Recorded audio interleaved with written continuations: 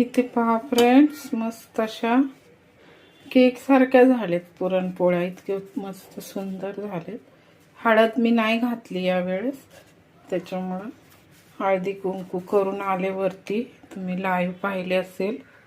Mister घरी यायचे होते नाईट करून, त्यांना दुधात खायचे आवडते ना असे गरम गरम, तर हे एवढ्या केल्या मी. आणि प्रणित काही आला नाही, आता त्याला ठेवलंय मी पुरण. इथे पहा गरम गरम अशी आमटी, आणि दुधात खातात चुरून, आमटी पितात आणि आमटी भात खातात. तर आता थोडंसं हलकंसं मिस्टरांनी खाल्ली दूधपोळी, मी आमटी पोळी, आणि रात्री आता भात आणि आमटी खाणार. खूप छान लागते गरम गरम भातात आमटी.